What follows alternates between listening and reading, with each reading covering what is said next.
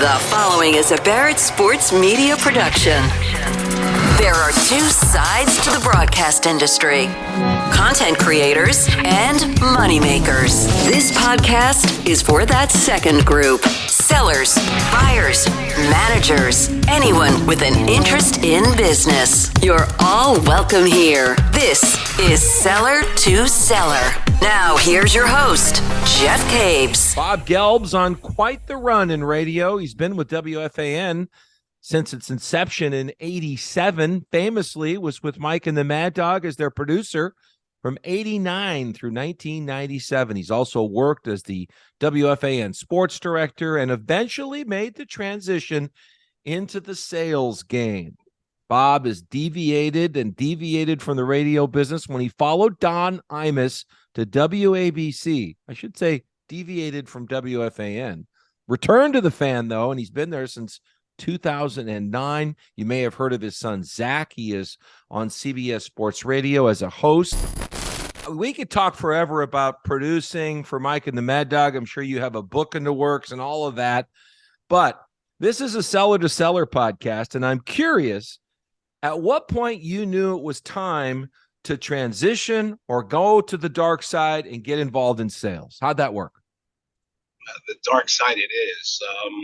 The bottom line was I had been producing radio programs from 1981 to 1997, started in Philly at WCAU, which is the CBS O&O. We had Villanova basketball, the Phillies, Sixers, the Eagles. We had everybody, and it was kind of a foray into sports radio because we did sports shows there from 5:30 to midnight Monday through Friday with a guy named Steve Fredericks, God rest his soul, Don Henderson, and a gentleman, Bill Campbell, who was the voice of the Eagles and the Phillies for years. And you sit on a board and you produce programs and you talk to Baseball George, Sports Jerry, Eli from Westchester. Right. Every caller who, I started talking to them more than I was, talking to my mother. And you hear the same question over again. You hear the same different wrinkles to it, obviously. Worked in Philly, then to New York when FAN started, and it was really a matter of monotony. The fact, Mike and Chris, monotony and money. It's about the money, but getting Mike Francesa his Diet Cokes was not going to afford my kids a child's education, and I saw these sales guys, not knowing half about what I knew about a radio station, sports radio, tooling around their BMWs. I said, what am I doing wrong here? And, joined the dark side in November of 1997. Wow. Okay. So, Bob, when you did that, some of us weren't privileged to be able to hear Mike and the Mad Dog every day. What kind of a presence did you have on the air where if you went out in sales, people said, oh my God, here he is. Yeah, I'll talk to this guy. Yeah, it didn't hurt. That's for sure. I mean, I'm not a sales. I don't love sales. I mean, I love a radio station. I love sports radio. Right. I help build, I like to think I helped build, the medium and definitely WFAN, and was very influential in the success of Mike and Chris's program and the radio station. And it was that passion that I believe led me to say, hey, I really do have to send my kids to college.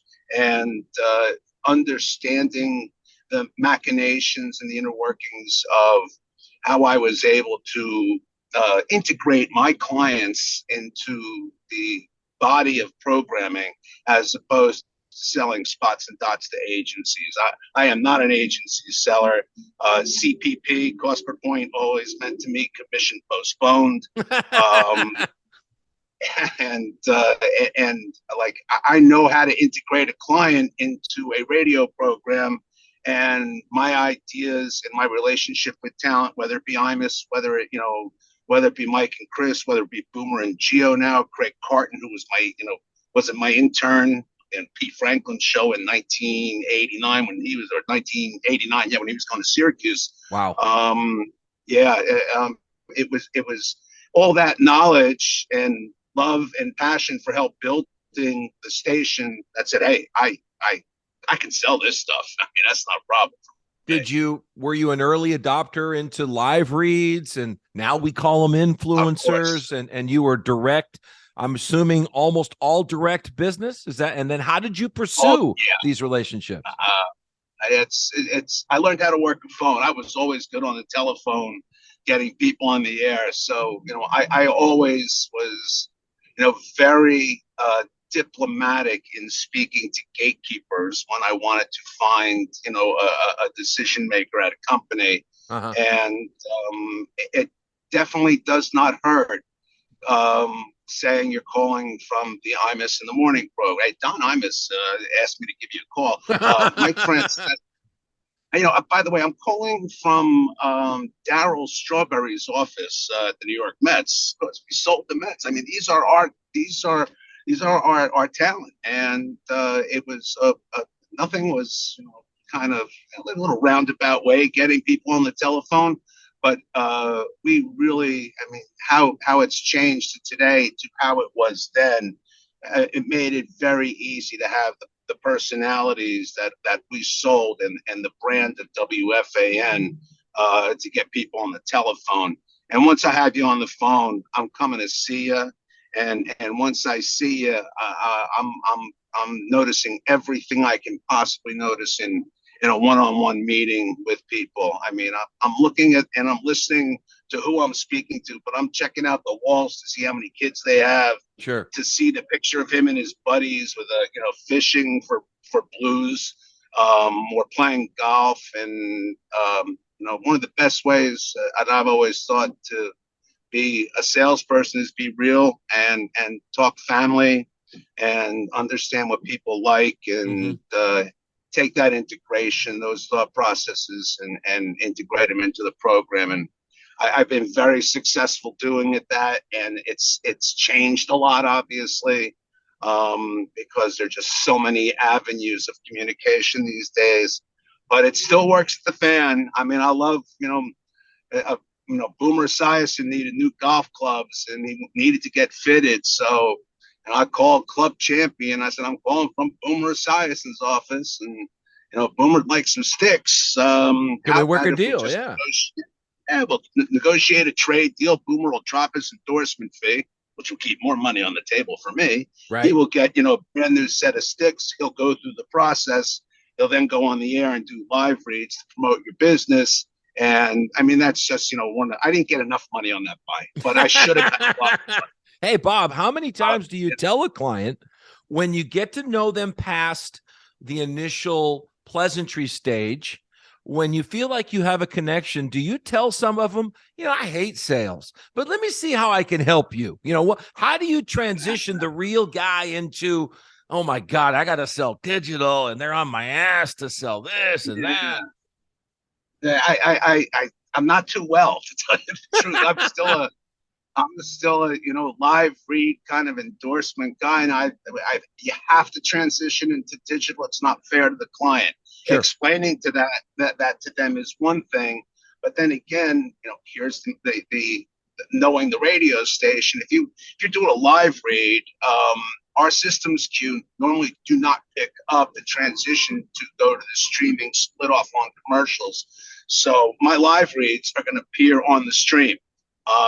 So we're rated separately as far as our stream and our over the air ratings go. So there's that added value point, but it's still, people just listen, obviously, and digest their media a lot differently these days. So it's really unfair not to sell streaming media. So I do include streaming media. By the way, this is strange, but and who knows what your audience will think of me, but this is the first podcast I've ever listened to or been a part of. I have never tuned in a podcast. I swear. Yeah, I'm not a podcast. I don't even know how to find it. I know there's a little button I can press on my radio, my phone, to find podcasts. But I get what I want to listen to, on the radio. Sure. Still. And I like to read a little bit more than everybody in the world has a podcast, and I don't know. I guess I'm kind of dull. My interests might be limited, but I think I've survived pretty much okay to this point. But if I were getting into this business right now, it would be something completely different for me. I don't know if I could do what I've done today, um, just because how much has changed. Yeah. So, talking about all this change, Bob, and where it's headed, we have talked in the past here with Jason Barrett and others. There ought to be more guys who've been on the air or been in the producer's role, which is tons of selling there, as you mentioned, getting interviews, that more of those folks should be making the transition to sales or doing both. I did both and for years, 30 some years. What are your thoughts on more people in programming getting involved in sales, and what does it take, and who would be ideal candidates? Great question. And you either have to be A, desperate like I was, or B, you have to, or realize that you understand what the radio station is about. There's such a fine there's a tough divide between programming and sales, as you know. I mean, we're hated. I mean, I know here comes that pain in the ass salesperson, and to me, understanding what goes on and being able to articulate what I do to the people in a job without permission. I wouldn't. I think I understand how the business works so well that it's more about understanding the crap people are going through in programming and being able to transition that into sales. You have to be either desperate or you have to want to make more money. We have a young woman who was Mark Chernoff's executive assistant for a bunch of years. And she said, I can't do this. She was in the same position that I was. I can't do this anymore. And came to me, came to Danny C, came to Greg Hughes, a bunch of the experienced sellers that we've known her for a long time, and said, how do I get into sales? And then, and she's very personable, a great gal.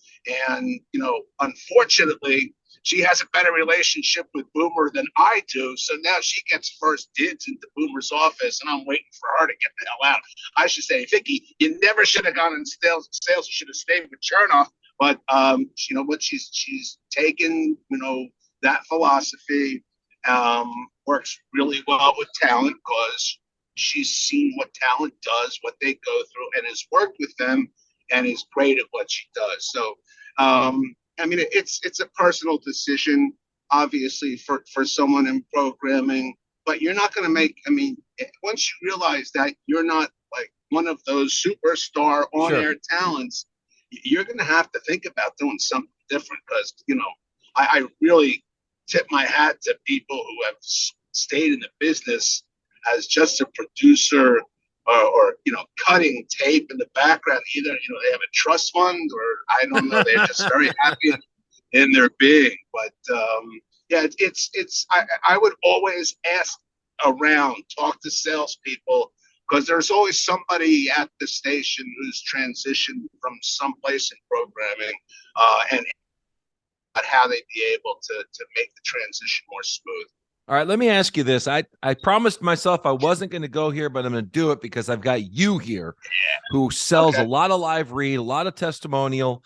I want to hear from you, pros and cons, good or bad, or good story. My Mad Dog, Mike, and Imus.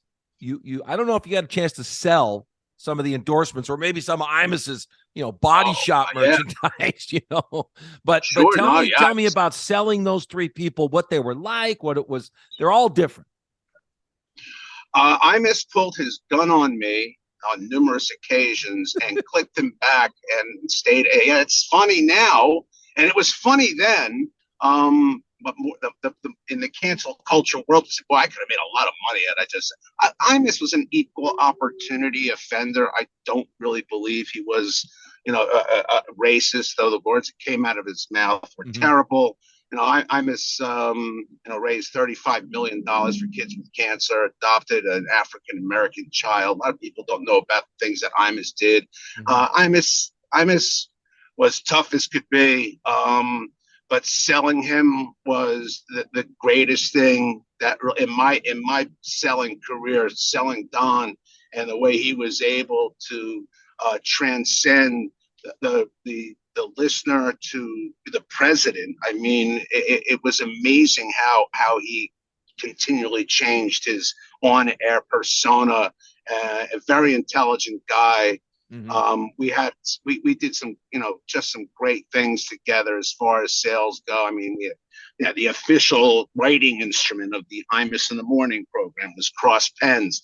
I mean, I walk into a quick story if you have the time, gatekeeper at Cross Pens in Lincoln, Rhode Island. And this is 1997, one of my first sales. I go up there during the holidays, talk to a gal named Deb Southworth, who was a gatekeeper. I said, "Hey, I'm calling from the Imus in the Morning program." "Oh, you're calling from Imus?" I go, "Yeah, I'd love to talk to your CEO." "Well, you don't want to talk to our CEO. You want to talk to our CFO, John Ruggieri." John Ruggieri is the biggest Imus fan, in the entire world. Good start. Pens earlier than this to a guy by the name of Bruce Willix, who was the director of marketing, who would not take my phone calls. This is when I realized that you got to go to the top first. Get Ruggieri on the phone. A week later, I'm in Lincoln, Rhode Island. They were about to list on the NASDAQ, I believe, or the Amex.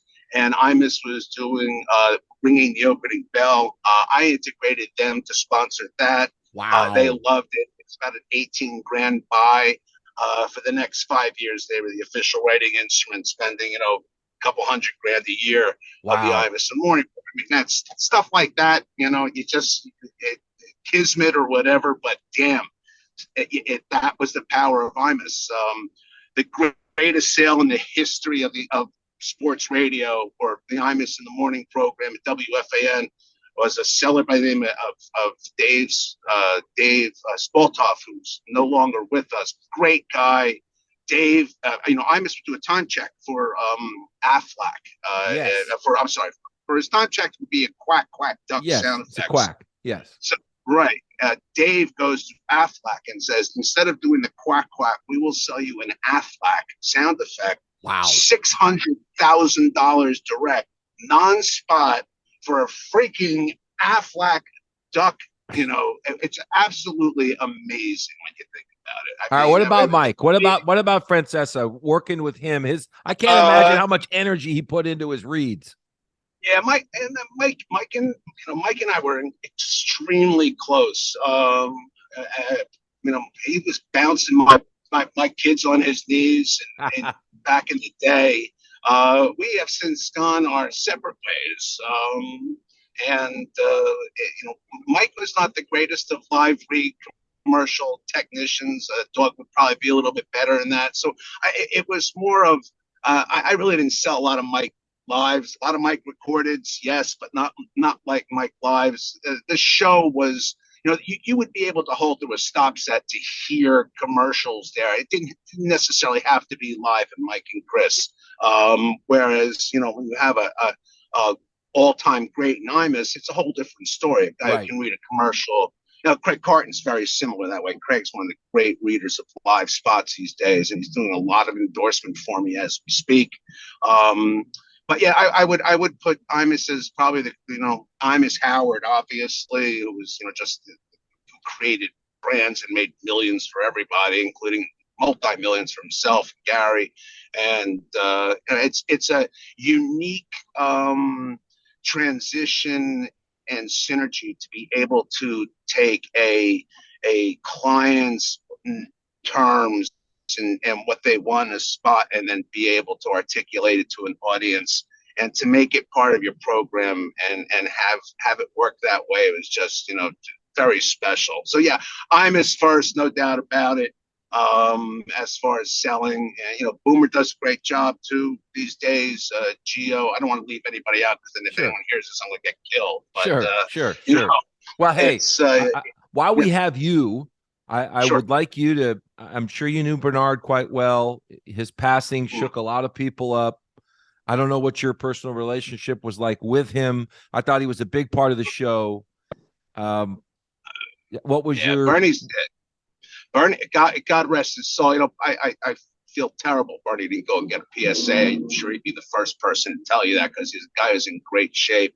You know, him working with Sid.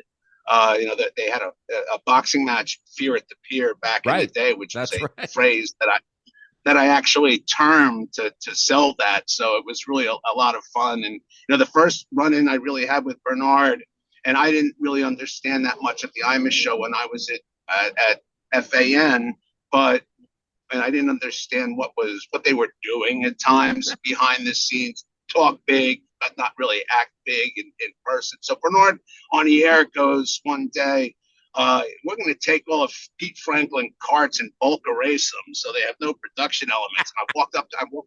I mean, I thought they were going to do it. And I walked into Bernard's face. He's a big dude, but you know, don't mess with my radio program. You know, you're going to have some serious issues. And, you know, Bernard and I, we almost went at it. And I realized the shtick that it was.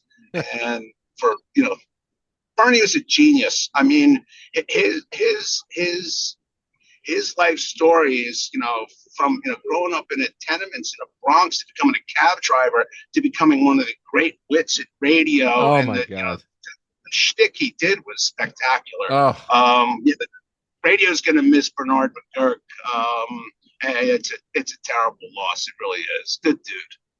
Thank you so much for joining us here on this podcast, Seller to Seller. I guess I'll have to send you a copy, show you how to hit play. I'm not that stupid. I'll figure it out. I mean, it'll be the first one I listen to. I'm sure my kid will listen to it and critique me. You know, hey, maybe we'll make it on. Yeah, CBS Sports Radio. Thank you so much. If people want to find you, I'm sure they can do it on LinkedIn, right, Bob? I'm available there. My Twitter handle is @NicelyProduced. Subscribe to this, pass it along. That's how we grow it. You can email me, jeffks54@gmail.com with interview requests. You can check barrettsportsmedia.com for weekly sales columns and past pods. I will talk to you all next week. Thank you for listening to Seller to Seller with Jeff Caves. Each episode is available on iTunes, Spotify, Amazon, the iHeart app, and most podcasting platforms. To stay in touch with Jeff, follow him on Twitter @JeffCaves and read his sales columns on barrettsportsmedia.com.